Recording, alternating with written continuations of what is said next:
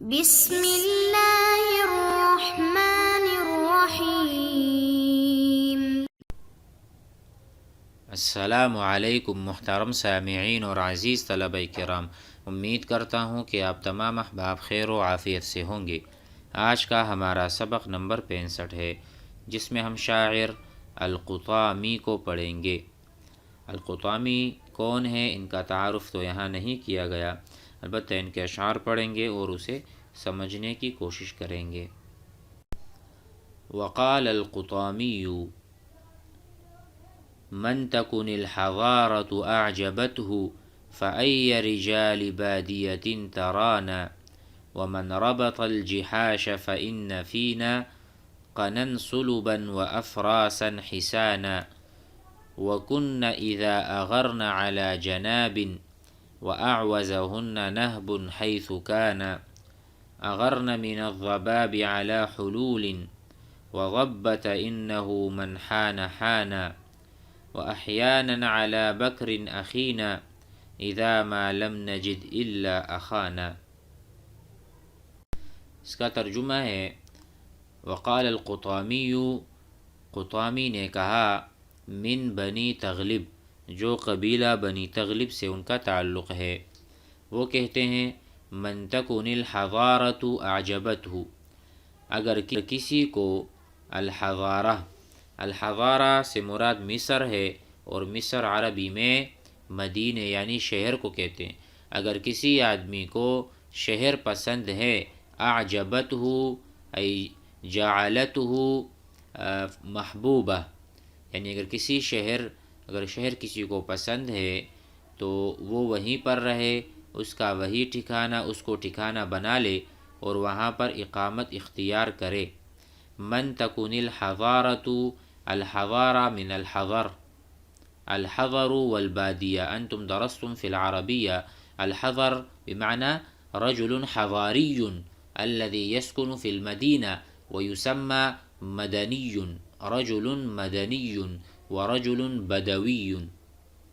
جو دیہات میں رہتے ہیں اس کو بدوی کہتے ہیں، بادیہ، اور جو شہر میں رہتے ہیں ان کو حضری اور مدنی کہتے ہیں۔ تو کہتے ہیں اگر کسی کو مدینہ یعنی شہر پسند ہے، اعجبتہ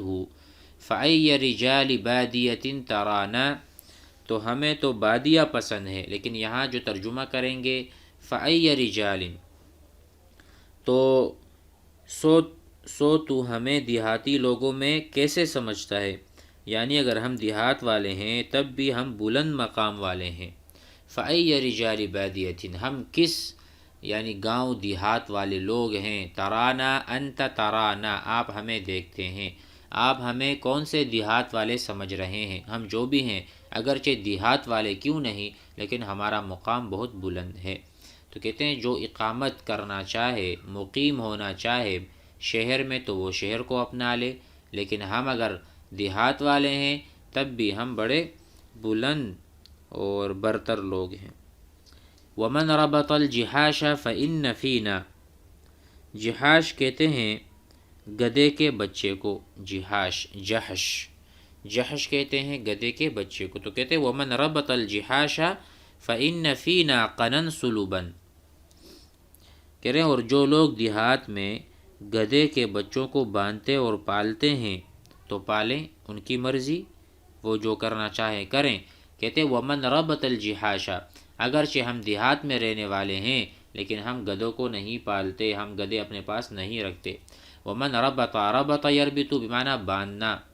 ربط الشیء کسی چیز کو باندھنا، الجحاش گدھے کے فإن فینا تو ہمارے میں ہے، قنا صلبا، قنن کہتے ہیں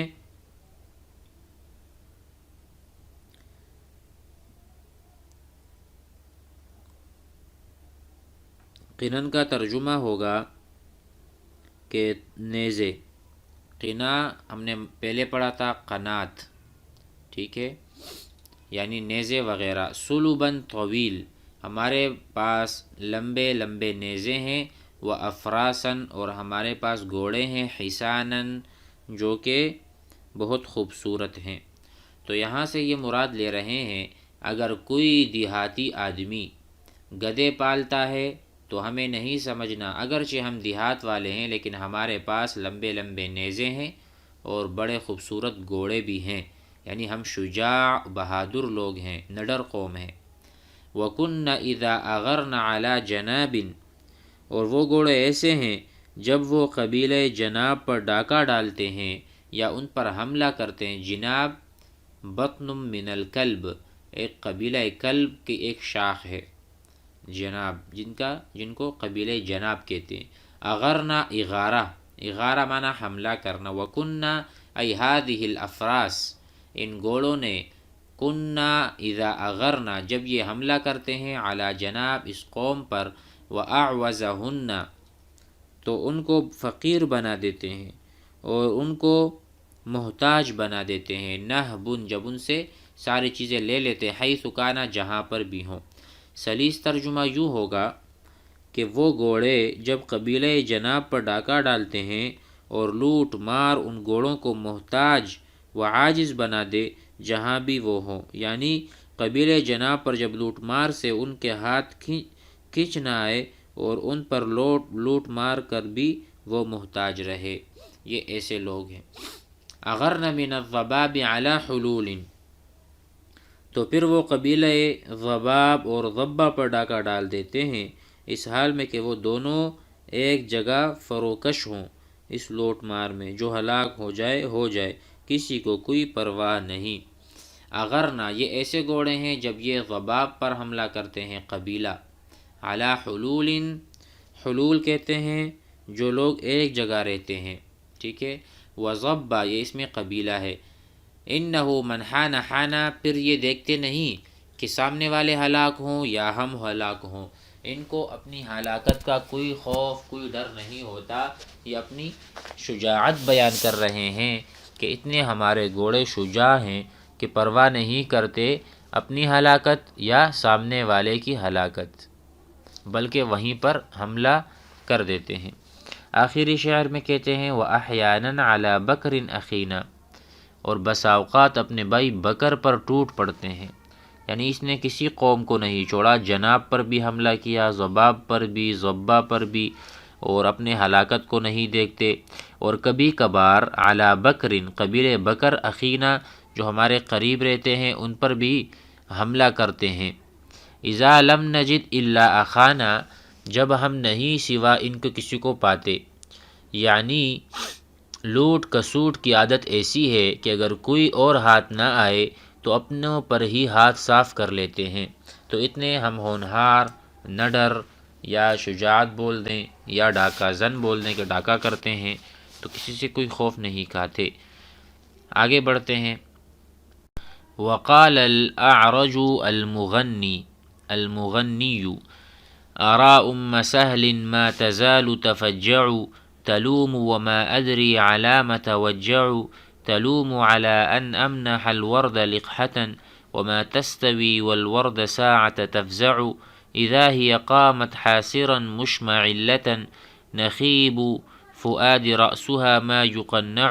وقمت إليه باللجام ميسرا هنالك يجزيني بما كنت أصنع۔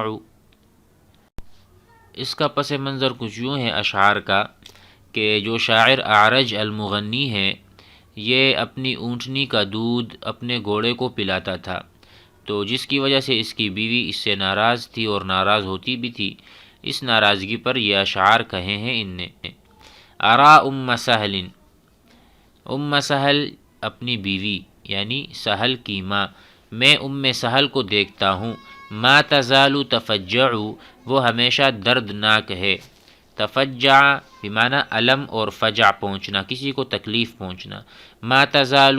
ای مستمرتن، استمرار کے ساتھ اس کو کوئی درد کوئی تکلیف ہے۔ میں ام سہل کو دیکھتا ہوں کہ وہ ہمیشہ دردناک ہے، تلوم ملامت کرتی ہے، وما ادری علی ما توجع، اور میں نہیں سمجھ پاتا کہ وہ کیوں غمگین رہتی ہے، ما ادری ما اعرف میں نہیں جانتا، علی ما علی ای شیء توجع اس کو تکلیف اور درد پہنچتا، تلوم علی ان امنح الورد لقحة، کیا وہ ملامت کرتی ہے اس بات پر کہ میں اپنے گھوڑے ورد کو اونٹنی کا دودھ دیتا ہوں۔ الورد اس کے گھوڑے کا نام ہے۔ تلوم وہ ملامت کرتی ہے، علامہ یلوم سے ہے، علی ان امنح علی ان اعطی منح، منح یمنح کسی کو دینا، علی ان امنح علی ان اعطی الورد گھوڑے کو لقحتن، لقحہ سے مراد ہے یعنی لقاح اور تھوڑا سا دودھ دینا، ٹھیک ہے، لقحتن وما تستوی والورد ساعۃ تفزع، اس کے ساتھ ساتھ کہتے ہیں کہ میں اپنے گھوڑے ورد کو اونٹنی کا دودھ دیتا ہوں اور ام سہل کو نہیں دیتا، اور حال یہ ہے کہ ام سہل اور ورد خوف کی گھڑی میں مساوی نہیں ہیں، یعنی وما تستوی دونوں برابر نہیں ہو سکتے، کون کون؟ ام سہل اور ورد۔ کیسے برابر نہیں ہو سکتے؟ دیکھو جب بھی کوئی جنگ اور گھمسان کی لڑائی ہوتی ہے یا دشمن سر پر آتا ہے تو گھوڑا میرا ساتھ دیتا ہے، گھوڑا وفا کرتا ہے، اور بیوی جنگ کے میدان میں نہیں ہوتی۔ تو کہتے ہیں اگرچہ میں اپنے گھوڑے کو دودھ پلا رہا ہوں اونٹنی کا، تو یہ سمجھ لے ام سہل وما تستوی ای لیس مستوین، لیس مستویانی، لا یستوی الذین یعلمون والذین لا یعلمون، تو یہ استوا دونوں میں برابری ہو نہیں سکتی۔ والورد گھوڑے کی ساعت تفزع، اس حال میں کہ جب ہم جنگ کے میدان میں ہوں، تو اس کو بھی تو یہ سمجھ لے، اور ملامت کیے جا رہی ہے۔ آگے ہے اذا ہی قامت حاصرا مشمعلۃ، کیونکہ خوف کی گھڑی میں جب کہ ام سہل برہنہ سر، تیز دوڑنے والی، بزدل اور بے اوڑھنی کھڑی ہوگی، یعنی جب مشکل حالات آئے گی، اذ ہی قامت جب وہ کھڑی ہو جائے گی، حاصراً سر پر چادر نہیں ہوگی، مشمعلۃ، مشمعلہ کا ترجمہ ہے متفرق اور جدا ہونے والی، تیز دوڑنے والی، ٹھیک ہے، اور نخیب کے معنی ہیں کمزور دل، نخیب الفؤادی، نخیب القلبی، کمزور دل والی۔ تو کہتے ہیں یہ تو خوف کے وقت ایسی اس کی حالت ہوتی ہے کہ سر پر دوپٹہ نہیں ہوتا اور خوف سے بہت کھپکھپا رہی ہوتی ہے، دل اس کا چھوٹا ہوتا ہے، رأسها ما یقنع، ٹھیک ہے، تو اس حال میں تو یہ کچھ بھی نہیں کر سکتی، اب مجھے منع کر رہی ہے کہ میں گھوڑے کو دودھ نہ پلاؤں۔ وقمت الیہ باللجام میسرا، اور میں اس گھوڑے کی طرف لگام لے کر کھڑا ہوں گا جب مشکل حالات آئیں گے اور جنگ کی حالت ہوگی۔ وقمت میں کھڑا ہو جاؤں گا، الیہ ای الی الفرس الی الورد، باللجامی کہ میں اس کے لگام کے لیے کھڑا ہو جاؤں گا، میسرا ہنالک یجزینی بما کنت اصنع، اس حال میں کہ میں لڑائی کے لیے تیار ہوں گا، اس حال میں کہ مجھے لڑائی کی توفیق دی گئی ہوگی، تو اس وقت وہ گھوڑا مجھے بدلہ دے گا اس سلوک کا جو میں اس کے ساتھ کرتا تھا۔ آج میں اس کو دودھ پلا رہا ہوں، اس پر محنت کر رہا ہوں، اسے بھوکا نہیں چھوڑ رہا، تو جب میری باری آئے گی اور مجھے ضرورت ہوگی تو ہو سکتا ہے ہنالک، وہاں اس وقت، یجزینی یحسن الیہ، مجھ پر بھی احسان کرے گا، یجزینی مجھے جزا دے گا، یعنی مجھے بدلہ دے گا اس احسان کا جو میں ابھی کر رہا ہوں، بما کنتو جو میں کرتا تھا، اصنع معنی کرنا، جو میرا صنع ہے، جو میں نے کیا تھا، صنع یصنع، ماذا تصنع آپ کیا کر رہے ہیں، انا اصنع الکرہ، انا اصنع الکتاب میں کتاب بنا رہا ہوں، صنع معنی بنانے کی بھی ہوتے ہیں، تو میں جو بنا رہا تھا یا جو میں کر رہا تھا گھوڑے کے ساتھ، تو آج جب اس کا دن آئے گا تو وہ بھی میرے ساتھ وفا ہی کرے گا۔ امید ہے اشعار سمجھ میں آ گئے ہوں گے۔ والسلام علیکم۔